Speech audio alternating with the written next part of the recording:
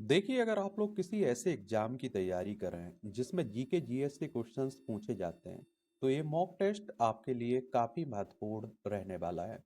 इसमें जो क्वेश्चंस दिए गए हैं, उन्हें आप लोग भी उनके आंसर दीजिए।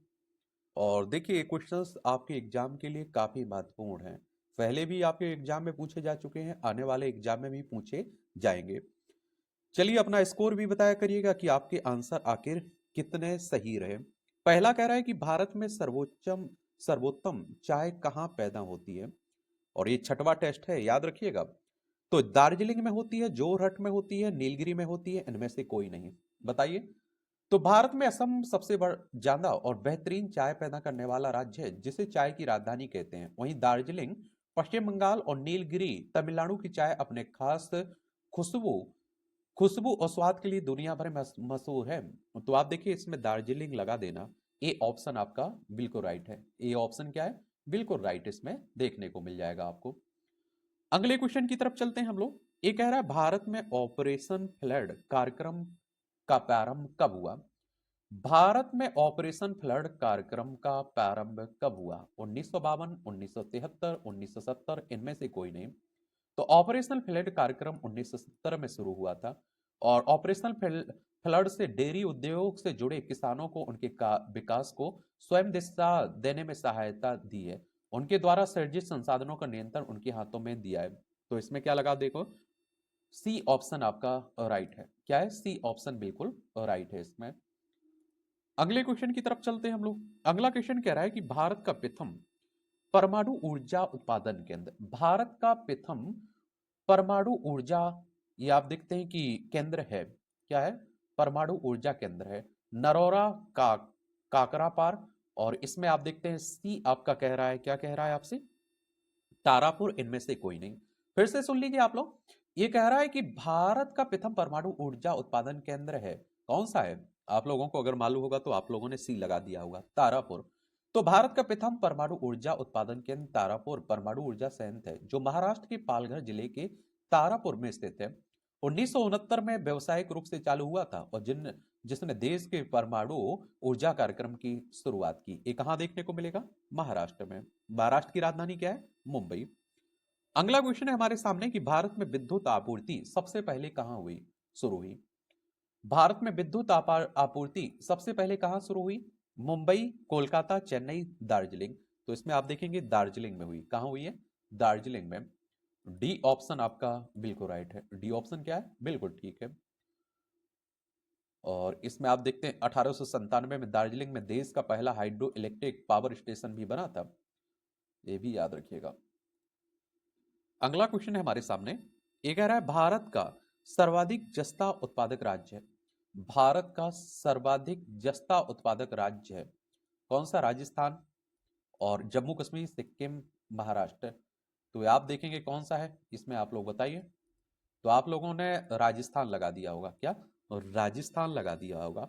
और क्षेत्रफल में सबसे बड़ा राज्य है आपका राजस्थान, आपको पता है। 3,42,239 किलोमीटर में फैला हुआ है। और विधानसभा में 200 सीटें हैं। कितनी? 200 सीटें। राज्यसभा में 10 सीटें हैं।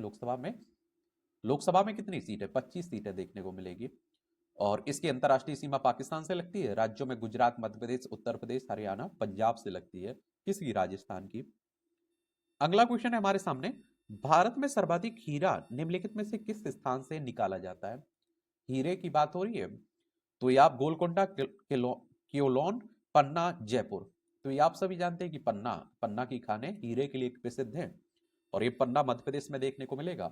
1 नवंबर 1956 में राज्य बनाया गया था मध्य प्रदेश को। और इसकी सीमा उत्तर प्रदेश, राजस्थान, गुजरात, महाराष्ट्र, छत्तीसगढ़ से लगती है। क्षेत्रफल में दूसरे नंबर पे, पहले पर राजस्थान, दूसरे पर मध्य प्रदेश का नंबर आता है। विधानसभा में 230 सीटें हैं। राज्यसभा में 11 सीटें हैं। लोकसभा में 29 सीटें हैं। मोहन यादव यहाँ के मुख्यमंत्री देखने को मिलेंगे। चलिए, अगला है, भारत में खनिज तेल के भंडारण मुख्यतः किस प्रकार की चट्टानों में पाए जाते हैं? ये भारत में खनिज तेल के भंडारण निम्नलिखित में से किस प्रकार की चट्टानों में पाए जाते हैं? अवसादी, कायांतरित, आग्नेय, और इनमें से कोई नहीं। तो आप सभी जानते हैं कि अवसादी। क्या? अवसादी। भारत में खनिज तेल पेट्रोलियम के भंडार मुख्य रूप से अवसादी चट्टानों में पाए जाते हैं, विशेषकर तृतीय युग की उन अवसादी सेल संरचनाओं में जहां अपनति और भ्रंश जाल होते हैं, तो इसमें अवसादी लगा देना आप लोग। ए ऑप्शन आपका बिल्कुल राइट है। ए ऑप्शन क्या है? बिल्कुल राइट है इसमें। अगला क्वेश्चन है हमारे सामने, भारत में खनिज तेल का उत्पादन सर्वप्रथम प्रारंभ किया गया। भारत में खनिज तेल का उत्पादन सर्वप्रथम प्रारंभ किया गया, डिगबोई में, नरहरकटिया में, अंकलेश्वर में, इनमें से कोई नहीं। तो भारत में खनिज तेल का उत्पादन सबसे पहले असम के डिगबोई में 1889 के आसपास शुरू हुआ था। तो इसमें आप लोग ए ऑप्शन बिल्कुल ठीक है। और जब रेलवे लाइन बिछाते समय 1867 में पहला तेल कुआं खोदा गया था। तो इसमें आप लोगों ने ए ऑप्शन लगा दिया होगा। अगला क्वेश्चन है, भारत की सबसे महत्वपूर्ण यूरेनियम खान कहाँ स्थित है?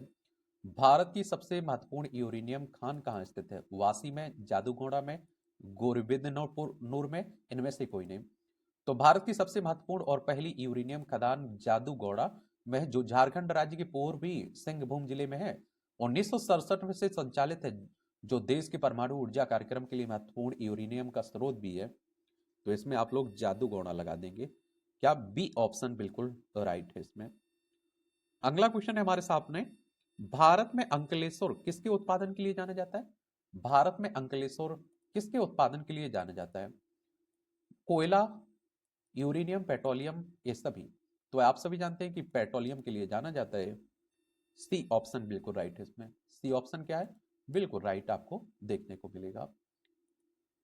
अगला क्वेश्चन है हमारे सामने, भारत का डायनामाइट लिमिटेड केंद्र कहां स्थित है? भारत का डायनामाइट लिमिटेड केंद्र कहां स्थित है? हैदराबाद, कोलकाता, चेन्नई, छत्तीसगढ़। तो भारत डायनामिक्स लिमिटेड का मुख्यालय और मुख्य केंद्र हैदराबाद, तेलंगाना में देखने को मिलेगा आपको। तो इसमें हैदराबाद लगा देना। आंध्र प्रदेश से अलग करके बनाएगा राज्य किसे? तेलंगाना को, 2014 में। भारत में यूरेनियम खदान कहाँ स्थित है? खेतड़ी में, और अलवाय में, जादूगोड़ा में, सिंहभूम में। तो ये जादूगोड़ा, सी ऑप्शन लगा देंगे इसमें। क्या? सी ऑप्शन बिल्कुल ठीक है। अगला क्वेश्चन है हमारे सामने, भारतीय इस्पात प्राधिकरण लिमिटेड की स्थापना कब की गई थी? भारतीय इस्पात प्राधिकरण लिमिटेड की स्थापना कब की गई थी? 1974, 1961, 1988, इनमें से कोई नहीं। तो 1974 बताया गया इसमें, 1974। और देखिए, अगर हम लोग किसके, steel authority of India limited की बात करें, भारतीय इस्पात प्राधिकरण की, अगर हम लोग विकिपीडिया के हिसाब से बात करें, तो इसकी 24 जनवरी 1973 में स्थापना हुई थी। नई दिल्ली में हेडक्वार्टर देखने को मिलेगा। और आयोग ने कई जगह आप देखते हैं कि इसे 74 भी माना है। क्या? 74 भी माना है, लेकिन 73 इसमें विकिपीडिया के हिसाब से, इनमें से कोई नहीं होगा। तो फिर अगर विकिपीडिया की बात हम लोग माने तो, भारत के किस नगर को इलेक्ट्रॉनिक उद्योग की राजधानी कहा जाता है? भारत के किस नगर को इलेक्ट्रॉनिक उद्योग की राजधानी कहा जाता है? बताइए। बेंगलोर, झारखंड, कानपुर, चेन्नई, बताइए। तो इसमें बेंगलोर कर्नाटक की राजधानी है ना, इसी को कहा जाता है। ए ऑप्शन बिल्कुल राइट है। भारत में प्रथम सूती कपड़े का कारखाना कहाँ स्थापित हुआ था? भारत में प्रथम सूती कपड़े का कारखाना कहाँ स्थापित हुआ था? चेन्नई में, छत्तीसगढ़ में, मुंबई में, कोलकाता में, बताइए।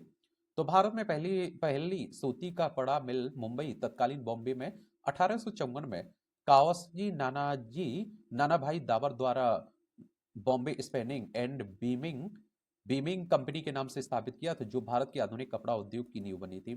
तो इसमें आप लोगों ने क्या, मुंबई लगा दिया होगा। सी ऑप्शन बिल्कुल राइट है। क्या है? सी ऑप्शन आपका बिल्कुल राइट इसमें। अगला क्वेश्चन है हमारे सामने, ये कह रहा है, भारत का प्रथम स्टील प्रोजेक्ट शहर स्थापित किया गया। भारत का प्रथम स्टील प्रोजेक्ट शहर स्थापित किया गया, भिलाई, जमशेदपुर, बोकारो, कोलकाता। तो भारत का पहला स्टील प्रोजेक्ट शहर जमशेदपुर है, जिसे स्टील सिटी भी कहा जाता है, जहां 1907 में Tata iron and steel company की स्थापना के साथ भारत का पहला आधुनिक इस्पात संयंत्र लगा। यह भारत का पहला नियोजित औद्योगिक शहर भी है। तो जमशेदपुर।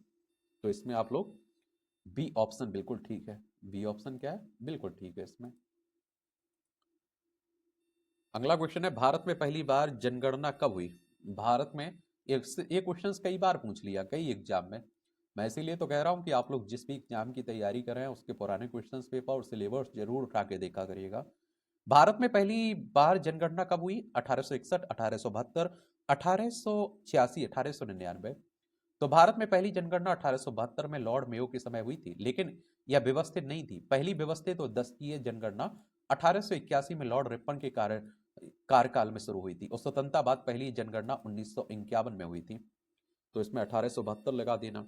बी ऑप्शन आपका बिल्कुल राइट है। बी ऑप्शन क्या है? बिल्कुल राइट है इसमें। भारत का सर्वाधिक नगरीकरण वाला राज्य कौन सा है? भारत का सर्वाधिक नगरीकरण वाला राज्य कौन सा है? महाराष्ट्र, गोवा, गुजरात, या फिर आप देखते हैं पश्चिम बंगाल।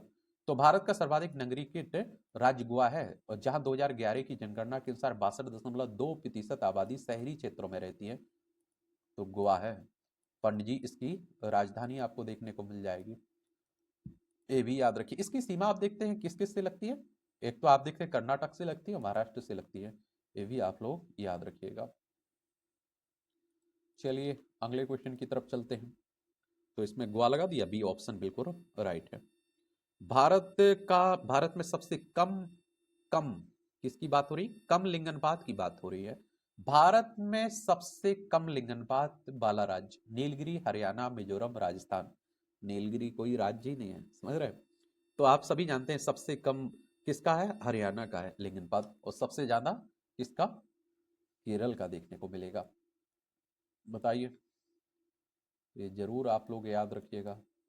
क्या? हरियाणा का है। 877 है, देख रहे हैं? 2011 की जनगणना के अनुसार हरियाणा का लिंगानुपात 879 या फिर 877 कई जगह दिया गया ना, तो उसी के हिसाब से।